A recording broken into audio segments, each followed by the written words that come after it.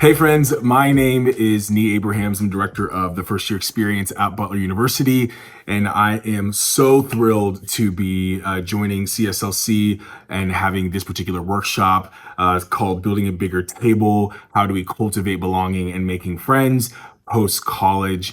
I'm really excited about this topic. It's something that's really important to me. Just a little bit about myself. Mainly so you know, I have grocery bags under my eyes. At the time of this recording, I have a 3-week-old. And so life is a little short on sleep right now. So I apologize. I'm a little tired, but I just had my coffee and we are going to make it through. But I'm really excited about this particular topic, especially as it relates to the theme of surrendering our uncertainties to the I am. And I cannot think of a more important conversation about uncertainty than belonging, because that is one of the most uncertain things about college especially when we enter into college, especially as someone who works specifically with first year students. Who are people? Who's our community? How do we find that community is one of the biggest, most uncertain things that our first year students navigate. And so I'm really excited to have this particular topic. I'm actually reminded of a story about why I'm passionate about this topic, because I work in belonging. I'm a staff pastor at a local church, and my job is I'm the connections pastor. So literally my job, everything I do is centered around belonging. And so it's really interesting how I can work in this space and kind of forget about how important that is.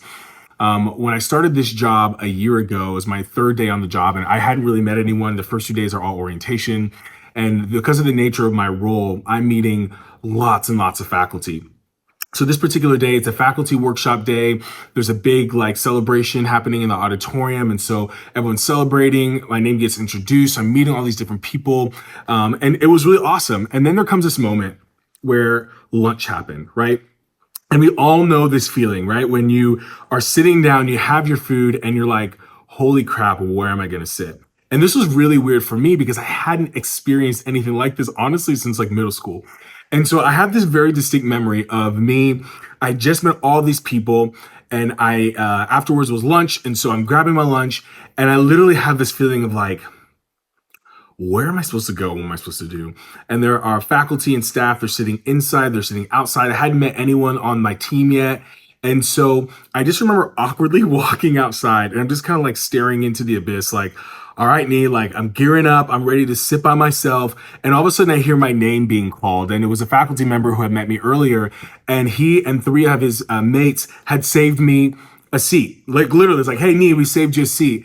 And I'll never forget the moment of feeling so loved and seen. That little act of someone saving me a seat on my third day of job, on my third day on campus, was the thing that made me realize that like I belong here. And so when I think about belonging, I think about that particular story because it was a good reminder for me to be like, this matters. And so I'm really excited to have this particular conversation with you all. I know it's not really a conversation because it's just a video, but I'm really passionate about this because I think it matters, right? Belonging is important because belonging really at its core is like the birthplace, the genesis of growth. Like we can't grow in our lives and in our careers or in our studies if we don't have a place to belong, if we don't have a community. And so that's really important to me. And that's why we're going to have this conversation. So what I want to do is I just want to share really briefly what belonging is, why it matters. How do you as a student leader cultivate belonging in your programming? And then third, really because I work with college students, both in ministry and in my profession, how do we make friends post-college? Because that's a conversation that happens all the time. I talk about it all the time. So I figured that that'd be a good conversation to also have as well. So because of time, I'm going to kind of go through this pretty quickly, but would love to connect with you afterwards, and I'll share how you guys can get connected with me if that's something you so choose. But first and foremost, what is belonging? I'm going to read this definition because I love this particular definition of belonging, and I'm going to read it from my notes here. It's like the state or feeling of connectedness that arises when seen, known, and accepted. What I love about this particular definition is that it really begins with this idea that belonging takes work. Like belonging is not just done casually. It's not just something you can do that just happens, like that just happens organically. Belonging is something that's intentionally crafted, right? The last time you felt seen, loved, and accepted wasn't because you just happened to be around someone. It's because someone was intentional in creating a space and environment for you to feel like you have that place of belonging. And so I love that particular definition because if we're looking at like a rubric of belonging, right? If someone feels seen, if someone feels known, and someone feels accepted, then that's a big indicator for me and for you that that person is feeling a sense of belonging. But it takes work and it takes intentionality. I wish I could show you this particular graph. If we were in a classroom, I'd show you this graph. But this graph shows like 5 different steps of belonging and how we move from someone just choosing to be a part of a community to investing into that community, to being seen and known by that community, to then investing back into the community. And when we see here is that it takes time. Like it's not just a momentary thing, but when people and individuals feel like they're a part of a community, feel seen by community, they feel that they can take ownership in the community, that's when we see belonging really take shape. Why does it matter?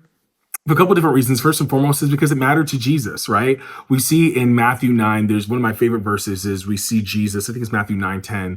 Jesus is reclining at a table with sinners and tax collectors. And I love this particular visual of Jesus, right? Like I love when the Bible does this because I can imagine Jesus, right? Like kicking back, chilling on the table, hanging out, laughing and enjoying conversation, reclining just like I am right now with sinners and tax collectors. And this communicates so much to me as a believer when I'm thinking about Jesus, that Jesus wasn't passive and in the background. He wasn't standing away. He wasn't in the room, but like kind of aloof, but he was reclining, right? When you think about places of safety and comfort, when you think about your friends, your best friends, whether it's in your residence hall or in your apartment, when you hang out, what do you do when you're chilling? You're reclining. And I imagine Jesus doing the same thing. And it's really indicative too, because the people he was associating with, the sinners and tax collectors, were people that were on the margins, that were outcast from the religious elite. And what this communicates to me is the very same thing that Jesus came to do, is to reestablish his kingdom, or to establish his kingdom, but in an upside down way, that everyone who was not invited to the party are now invited to the party. And so it mattered to Jesus, this idea that like Jesus was going to embody himself in the presence of people that were outsiders, and he was going to create environments of belonging for them. So if it mattered to Jesus, then it really matters to us.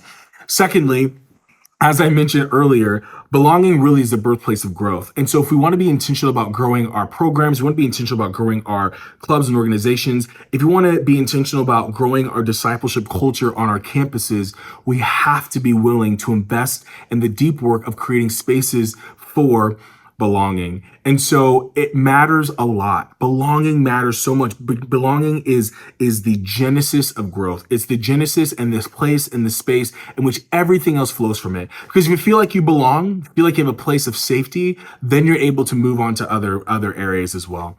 So that is what belonging is and why it matters. Now the question is, how in the world do you cultivate a sense of belonging in your programming? And like I mentioned before, I wish I had a lot more time on here, but I only have a short, about 20 minutes on this, so I got to go pretty quickly. But what are ways that we can cultivate belonging in your particular programming as you're thinking about, as a student leader, what you can do to create that on your campus and your campus culture? So there are three things I want to talk about really briefly. The first one is this: is you never, ever, ever, do not ever underestimate the value and the power of a personal invite. It is so easy for us to do posters, to do social media posts, to do announcements in chapel, but the amount of people that can come to a program simply because they were personally invited by someone goes such a long way, because that communicates that they're seen by someone, that they're recognized by someone, and that there's someone that notices that there is value in them attending something together. Like I mentioned before, I'm a staff pastor at a local church. It's a church plant, so we're still fairly new. And it's incredible how many times you can talk about community groups, our version of small groups or life groups, on stage, but until someone is personally invited to your house, that's when they'll come. And I find that really funny, but it's true. There's something powerful about a personal invite. So I ask you, when you're thinking about the programs that you're doing, is there a personal invitation element involved in that? Are you and your student leaders personally inviting people to it? And the best part is, and this goes to our second point here, is that when you have a campaign of personally inviting people, you're also inviting other people into the mix. And that's the second part to this particular thing. Is we need to invite more people to join in on the actual program itself. One of the things that's really easy for student leaders, and I did this too, and I see this all the time, is student leaders have a tendency to hoard responsibility because they're really passionate about the things they're doing and believe that they're the only ones that can do it.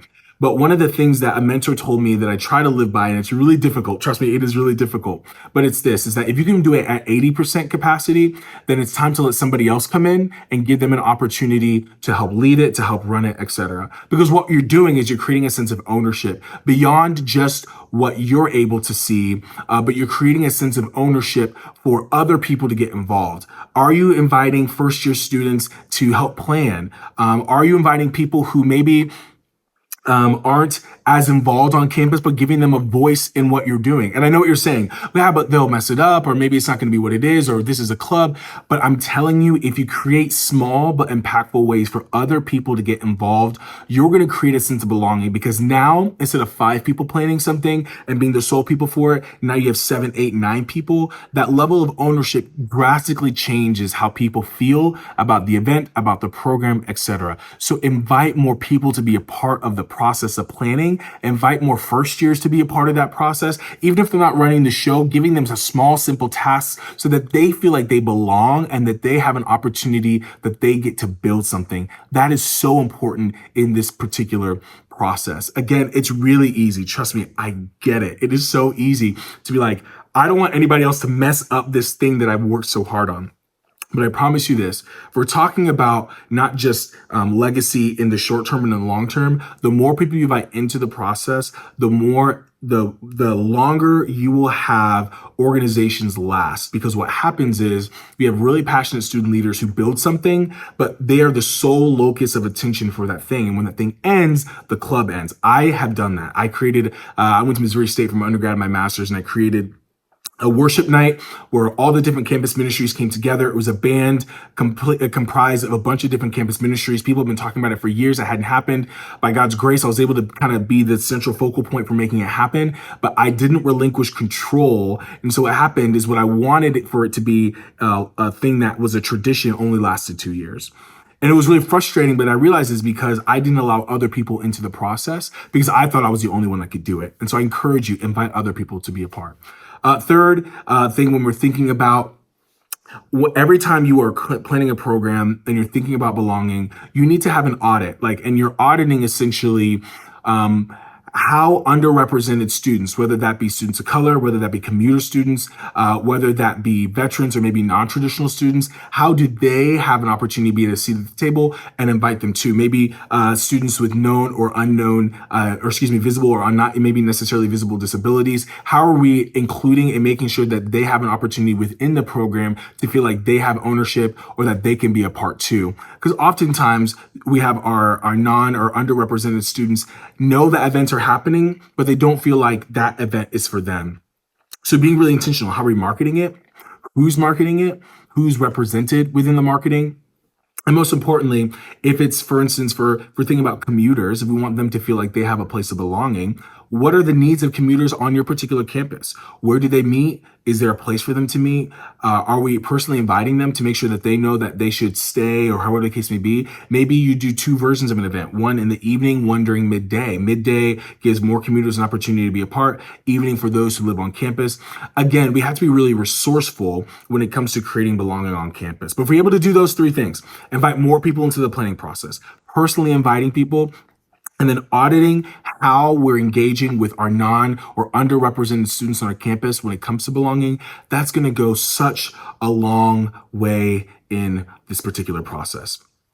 Third and point that I think is really important to me, and maybe this is really only relevant to the juniors and seniors who are listening, but as I mentioned, I went to Missouri State. I was part of a campus ministry that was heavy in belonging. So I had a really unique opportunity to see how to form belonging and community in a way that not a lot of people did. And one of the things that a lot of people ask me, because this is something that I've really become something that I'm really passionate about, is how do you build community when you graduate? Because one of the things you realize really quickly is that everyone tells you that college is the real world, and it is the real world. Don't get me wrong. I'm not saying it's not the real world, but in high school, you're told that you realize you have friends of convenience. And then when you get to college, your college friends are going to be college friends you're going to have for a lifetime. And that is true.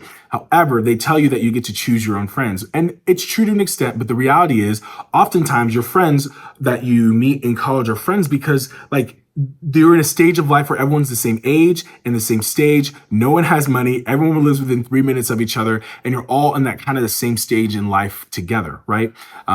Best example of this is if you ever know someone who gets married really young or in school and then they kind of just disappear, right? Because the stage of life is different. So their friendship changes, their rhythms change, etc. So what tends to happen is we think we know how to make friends, then maybe we move or we get out of the college setting where now we're not eating together. We don't have evening opportunities together. You're not in classes together. And then you realize really quickly that, oh my gosh, making friends is a lot harder. So a couple of things to think about as you're thinking about making friends wherever you are. First and foremost, I would be remiss to say, let's say you're moving, get plugged into a local church. Getting plugged into a local church is so important. You matter. Your youth matters. What you can contribute to the church, to the local church matters. But most importantly, it's an opportunity for you to get plugged into a community of believers. So take your time, find a church that fits what you're looking for, get plugged in. But that's kind of like a side point. Well, it's not really a side point. It's the main point. But also, there are other things I want to talk about too. That was kind of like a tangent. But a couple things. Making friends in post-college is a lot like dating. You just sometimes have to make the first move. It's really vulnerable. It's really awkward. I was not a very good dater. In fact, my wife was the one that approached me and basically said, hey, I said no to two guys who asked me out because I like you. What are you going to do about it? And I was very confused. But that's besides the point for another day. But making friends post-college is a lot like dating. It's really vulnerable. It's really awkward, but we have to be willing to make the first move. So that looks like asking people, hey, I'm going to create an event or leveraging events or holidays as opportunities, right? Like Super Bowl is a really great one. Hey, I'm going to invite people over to the house. It doesn't have to be anything elaborate or big, right? I had a friend who she called it sip and study, where basically they had different drinks. Oftentimes it was sparkling water, a bunch of different sparkling waters. People would come over, they'd try out different sparkling waters, and two people would present on whatever they wanted to on things that they thought were really fun. And we all got to learn and study together. So we're out of school. We're all young professionals and we're all crammed into this apartment and we're all drinking sparkling waters and learning about everything from a book to the Enneagram to tax accounting to to facials, all sorts of things, whatever people are passionate about. And I love it because she made the move to say, I want to invite people into my space. So do not underestimate the power of inviting people into your space over for a meal. So it's not like dating. You have to make the first move. Second is this, is that consistency is key. Some of the closest relationships that I have post college was because I decided to, when I was working from home, to work at a coffee shop 3 or 4 days a week at the same coffee shop for a couple hours a day. And I was able to build relationships with the baristas, with the owner, so much so that one of the baristas I ended up becoming really close friends with, ended up marrying her and her husband on a mountain in, in North Carolina. It was absolutely crazy. But that was because of an intentional decision I made to be consistent in a space.